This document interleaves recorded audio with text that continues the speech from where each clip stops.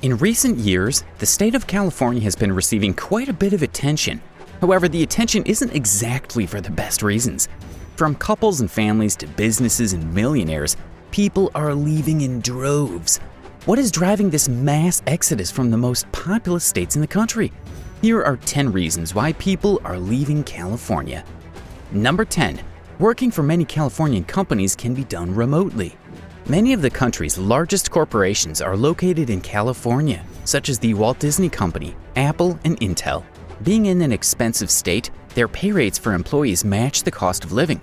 However, with more and more jobs being done remotely, employees are finding it very beneficial to move to a state where the cost of living is much lower while working remotely for these companies that still pay California prices. To put this in perspective, California's median income is over $62,000 per year, while other states such as Florida see median household incomes of $41,000 per year. It's a hard prospect to pass on. Number 9. Growing threats of powerful earthquakes. Geologically speaking, California is situated on top of a major tectonic plate and is incredibly prone to earthquakes. Although it is commonplace for minor earthquakes to occur, the state is overdue for a major earthquake to strike.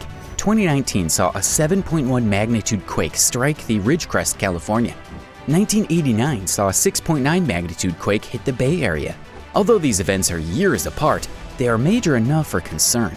Currently, Geological Survey forecasts a 31% probability of at least a 7.5 magnitude quake to strike the Los Angeles area in the next 30 years.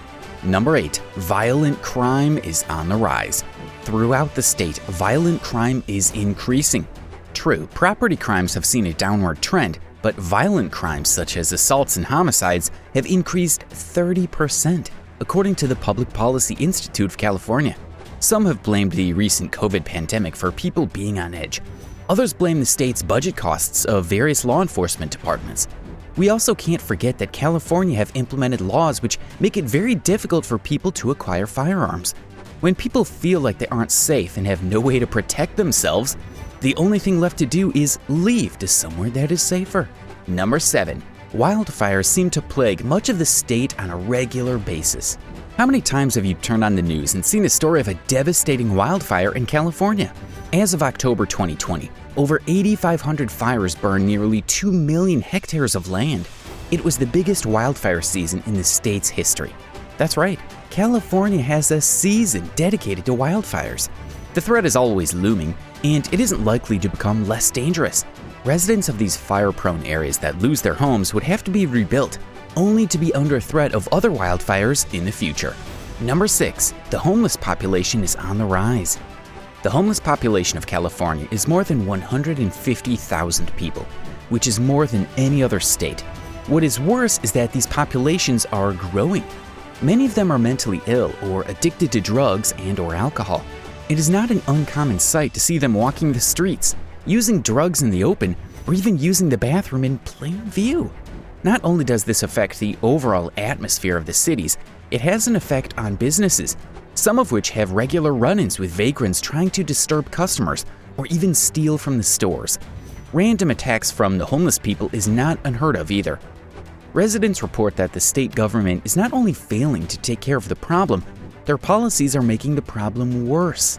The complaints have fallen on deaf ears, so they move to where their words and concerns will carry a little more weight.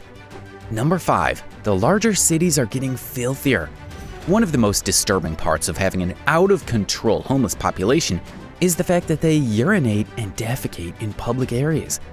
Imagine walking to a park or taking your child to the park knowing that you have to watch your step on the sidewalk. The city of San Francisco even won the award as the doo-doo capital of the US. Once again, the fault rests on the shoulders of government officials who have failed to provide proper facilities for the homeless residents of the cities. Additionally, cleanup efforts have been lackluster at best, raising the risk for diseases to spread. In some cities, such as Los Angeles, this had even contributed to a rat problem that is very noticeable. No matter if it is a restaurant or an apartment, people can't seem to escape the rodents who make their homes wherever they want. Number 4. People aren't agreeing with the state's political climate. It is true that many residents strongly support California's policies, which lean heavily towards Democratic views. However, there are many conservatives and even moderate-leaning people who feel that the political climate is too far left. Many of these conservative voices come from the rural areas of the state. There they believe that their votes and beliefs don't count because politicians only care about the large cities. Number 3, it is very hard to retire in California. The financial state of California is quite dire. This is especially true for businesses and governments who are unable to contribute to their workers' retirement plans. This in turn has made it incredibly difficult for older generations to quit working until much later in life. Let's just take these state employees for example. They're paid directly by the state of California and their pension plans are funded accordingly. However, their pensions are grossly underfunded. The estimated amount that these pensions are underfunded is somewhere between $120 billion and $500 billion.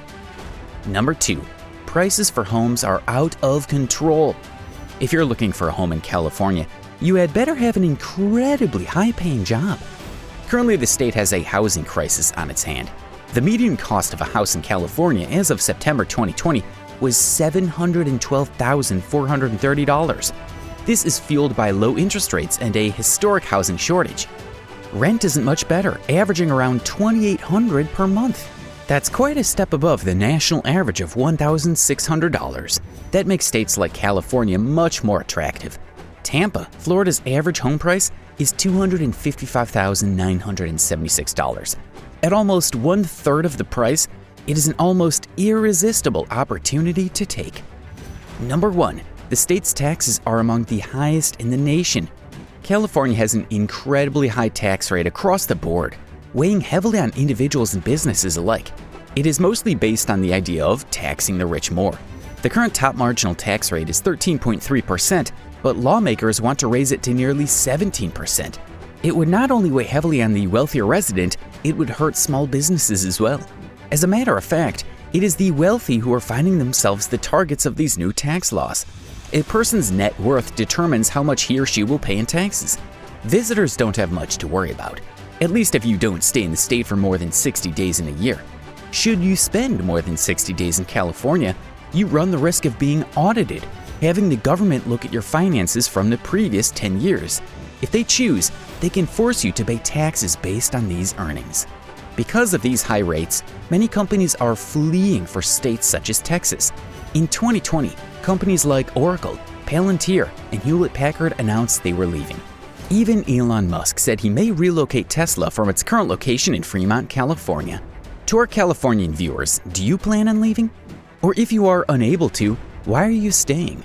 Let us know in the comments below. Be sure to subscribe to our channel for more great content. Also, be sure to tap the notification bell to stay up to date with our new video releases.